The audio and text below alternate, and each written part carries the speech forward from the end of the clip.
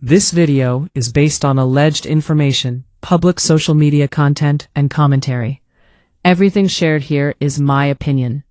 When I first watched this clip from Maurice and Kimmi's Instagram page, my immediate reaction was sadness. Not shock, not surprise, sadness. And I know some people may say that this was just a real moment, that life is not always happy, that every marriage has difficult conversations, and that everything doesn't need to be wrapped in flowers and smiles. I understand that perspective. But even with that understanding, there was something about this exchange that felt heavier than just a normal disagreement or a moment of vulnerability. It felt symbolic, it felt unresolved, and more than anything, it felt like a quiet warning. The conversation took place outdoors. Maurice and Kimmi were sitting together, eating, in what appeared to be a calm environment. No yelling, no raised voices, no chaos, and sometimes those are the moments that say the most. Because when people are no longer emotional, when there is no anger left, what you often hear instead is truth. A tired truth, a truth that has been sat with for a long time. Kimmi brings up something Maurice said to her before they even went to therapy. She says that he told her he wanted her to be happy even if they were not together, and Maurice does not deny it. Instead, he hesitates, he pauses, he says he has changed, he says he is not going to speak negativity over their lives, he says he does not want to say it out loud, and that is exactly where my concern begins. Because when someone refuses to say something out loud, it is usually not because they have never thought it, it is because they have thought it too much. Kimmi presses him, she repeats his words back to him, and the fact that she remembers that statement so clearly tells me that it landed hard when it was first said. That is not a casual thing to say in a marriage. That is not something that slips out by accident. That is not a statement you make unless it has already crossed your mind as a real possibility. In a healthy, stable marriage, especially one that is not actively discussing separation, divorce, or permanent distance, the idea of being happy apart is not usually a topic of conversation. Marriage, by definition, is supposed to be permanent. It is built on the idea of choosing each other, even when things are difficult. So when someone introduces the concept of happiness outside of the marriage, it signals that they are already imagining life on the other side. That is why I titled this video, Self-Fulfilling Prophecy.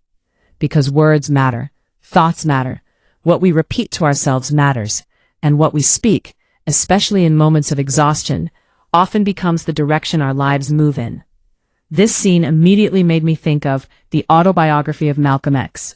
Right at the beginning of that book, Malcolm talks about how every man in his family died violently, his father, his relatives, and he says that he believes he too will die violently.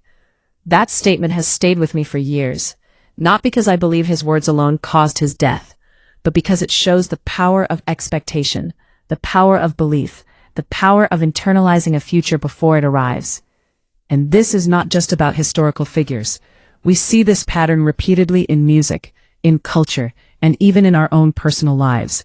Tupac, Biggie, artists whose lyrics often felt prophetic, people who spoke about death, loss, and violence so often that it became intertwined with their reality.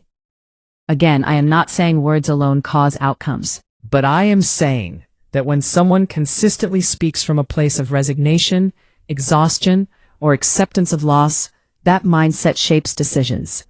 When Maurice says he does not want to speak negativity over their lives, that tells me that the thought already exists. You do not guard against a thought that has never entered your mind. What also stood out to me is that this conversation happened on camera, but the real issue feels off camera. On Love and Marriage Huntsville, their storyline has largely focused on sex. Repetitive conversations about intimacy, expectations, and frequency. And while intimacy is important in any marriage, the way it has been presented feels like a distraction, like it is scratching the surface of something much deeper. Because if sex were the only issue, the conversation would not sound like this. A man does not tell his wife, "I want you to be happy even if we're not together," solely because of intimacy struggles. That statement comes from emotional distance, from mental detachment, from someone who is already halfway out, even if they are still physically present.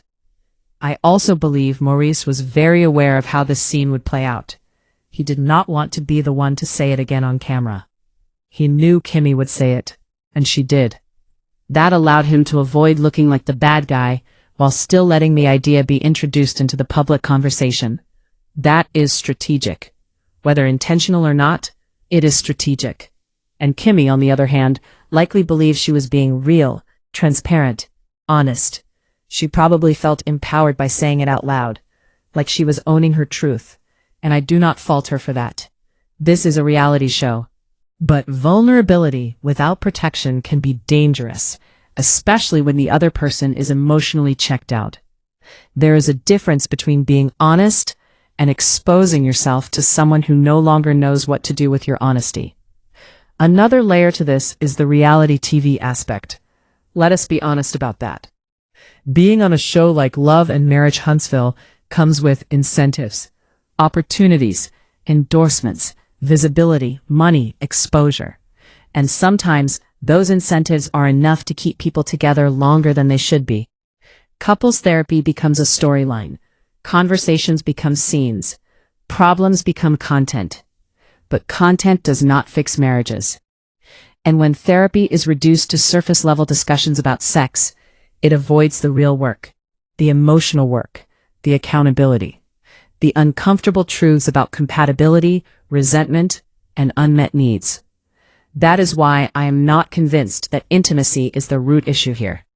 It feels like a placeholder, a safe topic to discuss publicly, while the real fracture remains unspoken.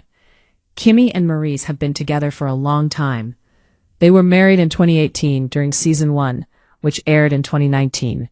Before that, they dated for 7 years. That means they have been together for approximately 15 years. That is not a short relationship. That is not a trial run. That is a significant portion of adult life.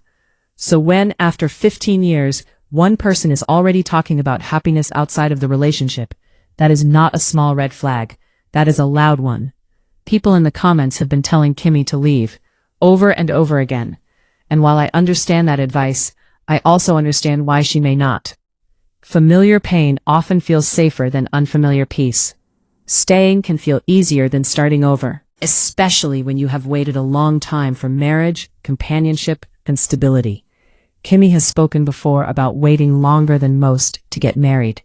I remember her wedding episode. I remember her getting emotional. And I remember thinking at the time that I hoped she did not feel like this was her only chance at love, because that mindset can trap people in situations that no longer serve them. When someone believes this is their last opportunity, they tolerate things they should not. They minimize their needs. They excuse emotional distance. They convince themselves that compromise means self-sacrifice. And that is dangerous. Kimmi has already experienced a relationship where the emotional connection was not fully there. She has spoken about Jalen's father not being in love with her.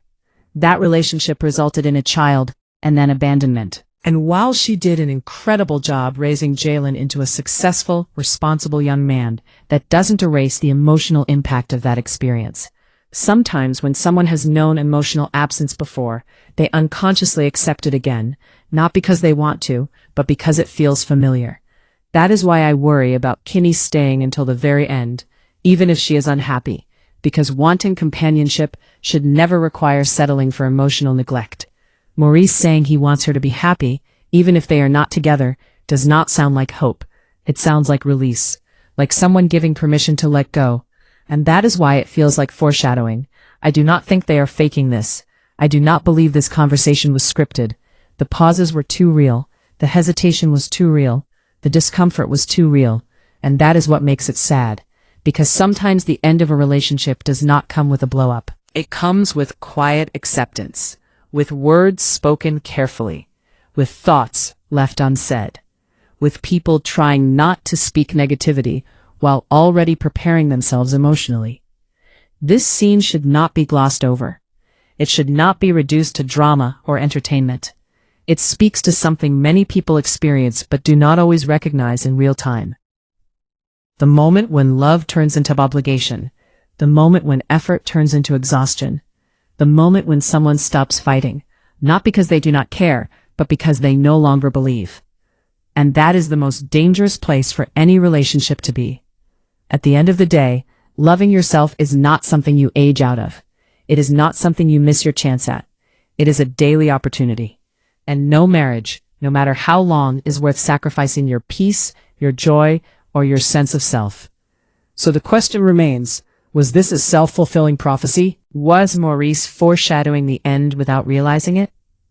Or was he simply expressing fatigue in a moment of honesty? That is what I want to hear from you. Do you think this conversation means more than what we are being shown? Do you believe this was a warning sign? Or do you think people are reading too much into it? Let me know your thoughts in the comments. Thank you for watching. Please like the video, subscribe to the channel, and I will talk to you all soon.